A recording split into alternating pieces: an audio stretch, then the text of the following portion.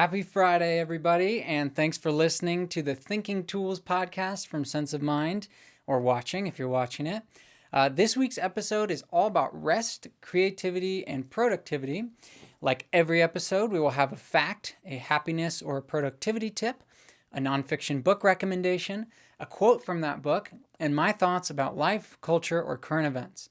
This week, we're focusing on the book Rest, Why You Get More Done When You Work Less, by Alex Soojung-Kim Pang, published in 2016. Before we get to all that, I want to ask you a couple of favors. First, will you make sure to subscribe and give this podcast a 5-star rating and written review wherever you listen to podcasts, or to like and subscribe if you're on YouTube? Second, if you want the full video version of this podcast, please sign up for my weekly newsletter at senseofmindshow.com/newsletter. Every Friday, you'll get the full video version of the show in your email inbox.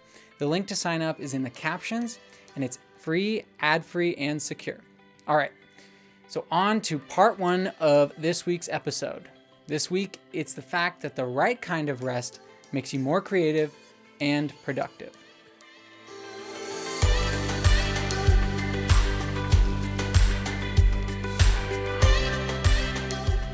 Rest is a catalyst for creative and productive work. That sounds simple enough, but since the word catalyst is used in different contexts to mean slightly different things, I want to spell out what I mean by talking for just a minute about chemistry. Chemical reactions of all kinds take time to occur. Molecules must smash into each other at just the right speed and in just the right orientation in order to join, split, or otherwise transform themselves. Some are fast, like pouring baking soda into vinegar, while others are much slower, like the gradual rusting of exposed iron thanks to oxygen and water molecules. In chemistry, a catalyst is technically a substance that speeds up a chemical reaction, but is not itself chemically altered. Well, really technically, it lowers the activation energy of a particular chemical reaction, meaning that it makes it easier for the reaction to occur by requiring less energy, often in the form of heat from the surrounding environment. Chemists sometimes refer to this as an alternative pathway for the reaction to occur. Now, if you do anything creative, or which requires creative problem solving, try to imagine your work as a chemical reaction. You're trying to transform one thing into another. Perhaps you need to figure out how to turn an immaterial idea into a functional and well-designed object.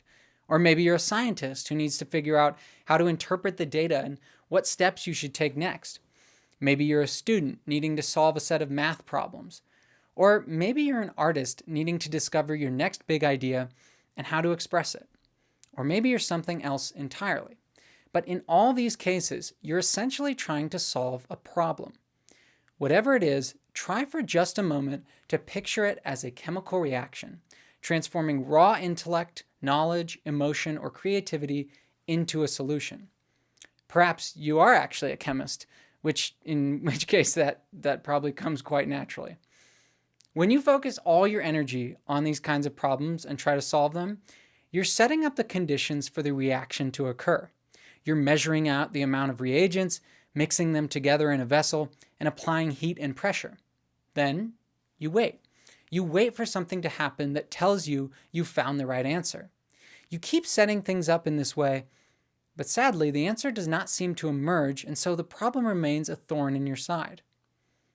Here, you have a choice. Keep it up. Keep mixing those same reagents and keep applying the heat and pressure, or you can add a catalyst.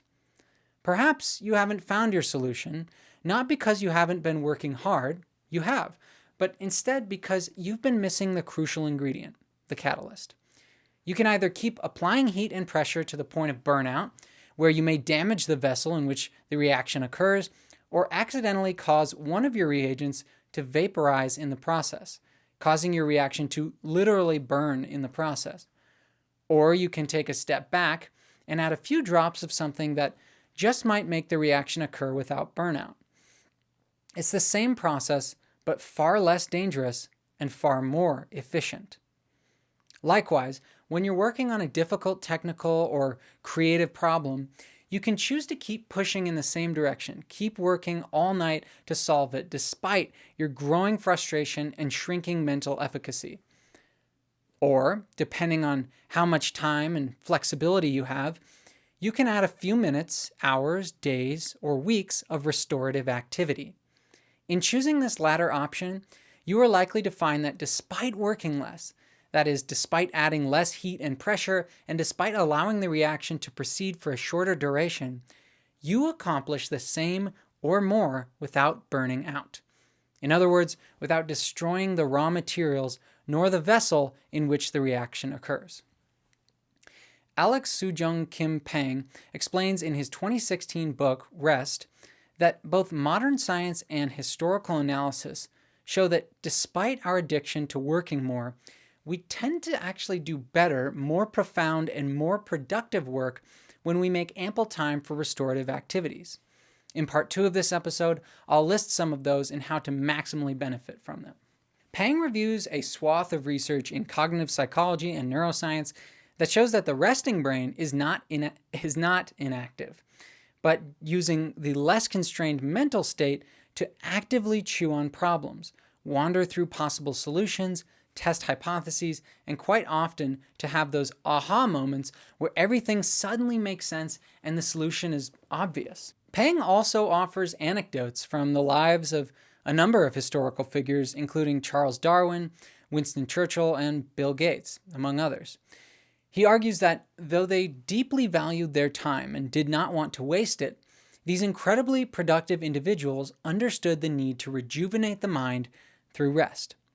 Yet, if you're thinking that this means you should drop everything and binge watch Netflix for the rest of the week, stop right there and listen on to part 2, because I'll describe some of the characteristics of truly restorative activity as detailed by Pang. All right, so part 2. The tip. This one is about walking and deep play and how they can stimulate and sustain creativity over time. So in an interview with Scientific American, Pang noted that rest is not merely relaxation, and that somewhat counterintuitively, it's often quite active. Of the subjects he wrote about in his book, he said, quote, "There are people who go on long walks, covering 15 or 20 miles a day, or climb mountains on vacation. For them, restful activities were often vigorous and mentally engaging, but they experienced them as restorative because they offered a complete break from their normal working lives." End quote. In that book, Pang offers different restorative activities for stimulating creativity on the one hand and for sustaining it on the other. I'm not going to recap all of these, but instead I want to describe one tactic for stimulating creativity and one for sustaining it over long periods of time, both of which I've found particularly useful and which just about anyone with any job or lifestyle can incorporate. Those are walking and what Pang calls deep play. So to stimulate creativity, try taking a walk. I don't know about you, but I've personally been struck more times than one with an aha moment on long walks through town or in nature. Though I am an audiobook and podcast addict, especially those on intellectual subjects like science or philosophy, I've recently taken to sometimes listening only to music or nothing at all while walking, because it allows me to get away from analytical and logical thinking. It allows my mind to wander and take those mental garden paths that I so ardently avoid while actually working. I'm a science communicator, so my job largely consists of reading and understanding stacks of technical scientific literature and then distilling what I've learned into useful but brief insights for smart and curious people like you. As simple as that formula sounds, it requires both digesting the material and sorting through what is and isn't useful or interesting, and then figuring out a way to convey that information to someone who is probably not familiar with the source material at all, and in what I hope is an interesting and engaging way. I hope.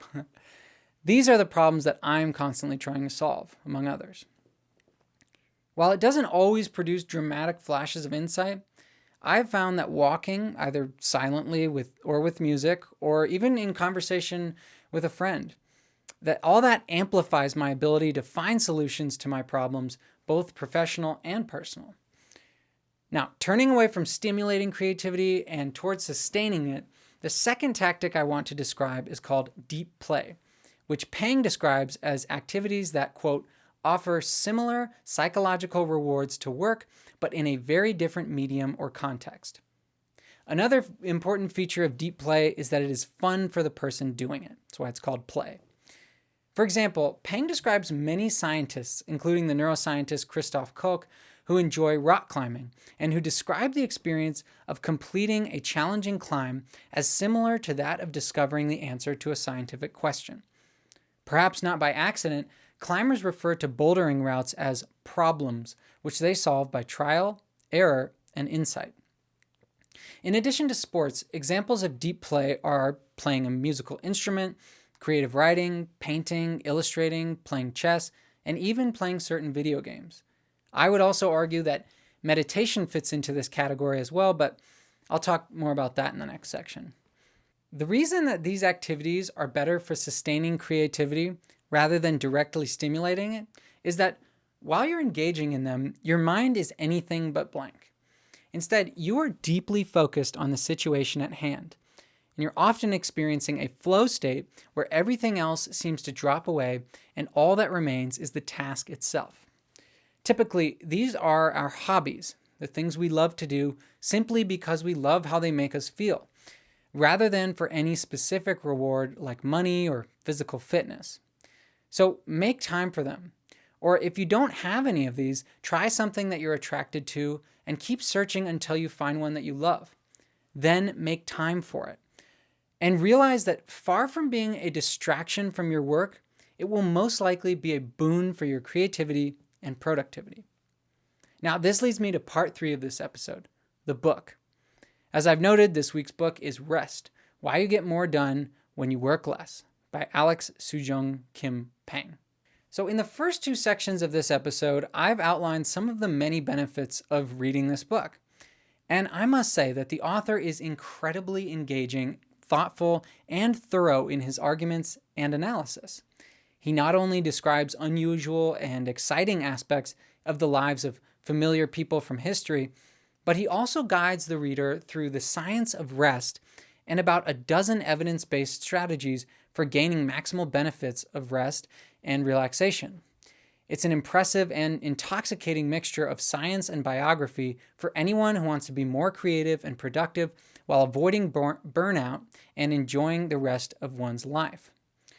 However, I do have 2 critiques of this book, neither of which should deter you from reading it, but which I think, if changed, may have made it even more useful. First, head to the index section of this book, and the words meditation, mindfulness, and prayer are nowhere to be found. That really surprised me.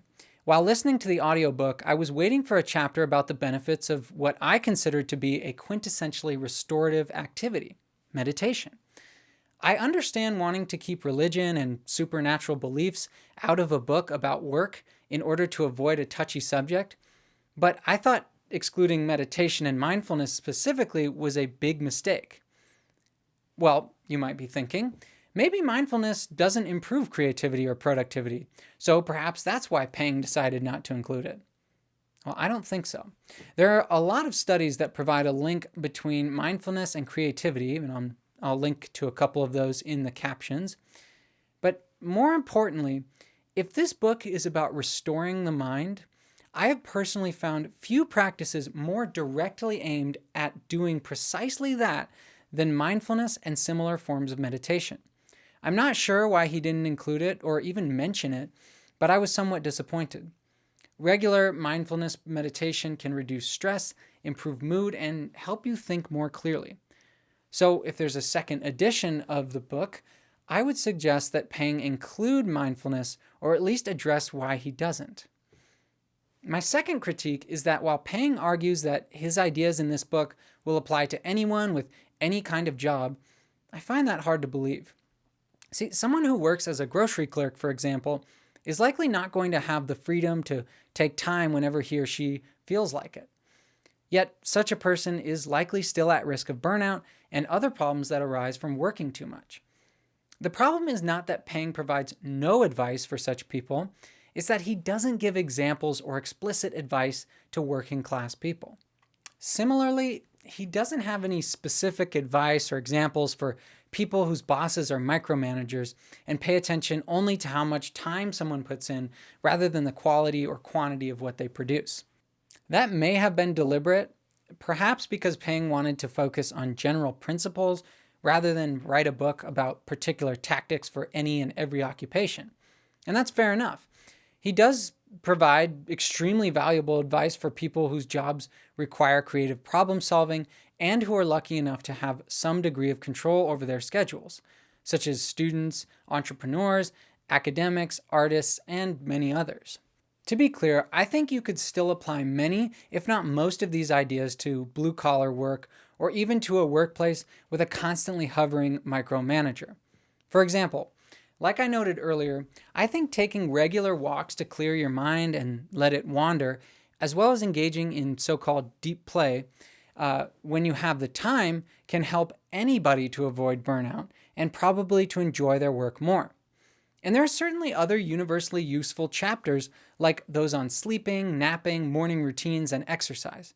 I just think that this book could have benefited from providing illustrative examples of how working class folks could benefit from rest. Now, regardless of your occupation, if you, like me, have ever struggled with chronic mental fatigue or burnout, then please read this book. It has honestly changed my life. And this leads me to part 4 of this week's episode, the quote, which comes, of course, from Rest by Alex Soojung-Kim Pang. Pang writes, quote, "One striking characteristic of the brain in its resting state is that it's barely less energetic than the engaged brain. Even when you're staring into space, your brain consumes only slightly less energy than it does when you're solving differential equations." End quote. Here, Pang is referring to the fact that when you're not doing anything in particular, there's a network of brain regions that become active, which scientists call the default mode network. In my videos on mindfulness, I noted that activity in the default mode network is often turned down when people practice mindfulness. The network is associated with rumination and talking to ourselves, and overactivity is associated with greater levels of depression and anxiety. Yet the default mode network is not all bad. In fact, as Pang explains, there's evidence that this network aids our creative processes by allowing our minds to look at problems we're trying to solve in novel and less constrained ways. The default mode network could be described as the neural correlate of mind wandering. As we've seen in this episode, mind wandering is an essential part of rest and relaxation. Also, I just find it fascinating that our brains never stop working. Even when we sleep, our brains are quite active and go through 4 distinct stages in which brain activity changes, and all 4 of these are necessary for health and well-being. And this finally brings me to part 4 of this week's episode, my thoughts. Pang's quote about the resting brain got me thinking about what rest really is. Rather than shutting your brain down, truly restorative activities seem to put your brain into various states that allow you to build motivation and to experience the extremes as well as the subtleties of human emotion. They don't reduce experience to a passive state, but instead, they enhance and alter your experience in highly adaptive ways. In other words, you don't burn out from doing too much, you burn out from doing too much of the wrong thing. I personally know how hard it is to believe that resting more and working less will make you more productive. It can almost sound like the hopeful but untethered ravings of someone who is completely burned out, but who wants desperately to find a way to work happily again. But I think Pang makes a solid, rational, and evidence-based argument against that kind of cynical view. And it's an argument that squares with my personal experience.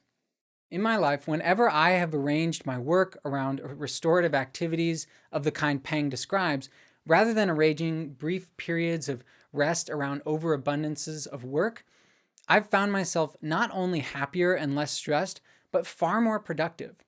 I'm so glad I found this book because I've had a few experiences of burnout in the last couple years due to a potent mixture of grief and stress. In 2020, one of my good friends unexpectedly passed away due to an accidental drug overdose.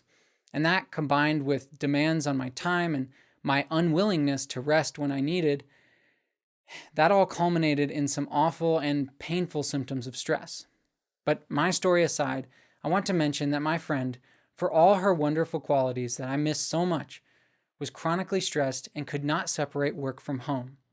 In fact, while she worked really hard, she usually didn't work very long hours, but her home and personal life was often even more stressful than her job, in part because she rarely allowed herself to step away and take time off, even though she had a job that would allow her to do so. It makes me really sad to think about the fact that maybe, just maybe, if she had done that, she would not have been so deeply stressed and perhaps would not have turned to drugs to cope with it. I had so much love for this person, and the memories of her are some of my best memories of working life. We laughed, traded stories, and did all those other things that good friends do. I miss her, as do all her coworkers, friends, and family. So if you have trouble believing that rest is important, I urge you to take it seriously. I don't, and I can't know for sure whether my friend would still be here today if she took rest more seriously. But in my own case, I know what it feels like to want to end your own life because you aren't resting your mind enough or in the right way. So please, if nothing else, when you feel like you need a break, find a way to take the time you need. Life is too short to spend it overworking. As always, thank you so much for watching and listening to this podcast. If you can, would you do me a favor by liking and subscribing if you're on YouTube, or giving this show a 5-star rating and written review wherever you listen to podcasts? Finally, if you want the video version, please go to senseofmindshow.com/newsletter and sign up for free. You'll get a weekly email with a link to the full video version of the episode, as well as a link to the latest publicly available video. It's free, ad-free, and secure, so go check it out. And as always, this channel, is brought to you by the Diamond Mind Foundation. This episode was written and produced by me, Andrew Cooper Sansone. Thank you so much for watching. I'll catch you next time.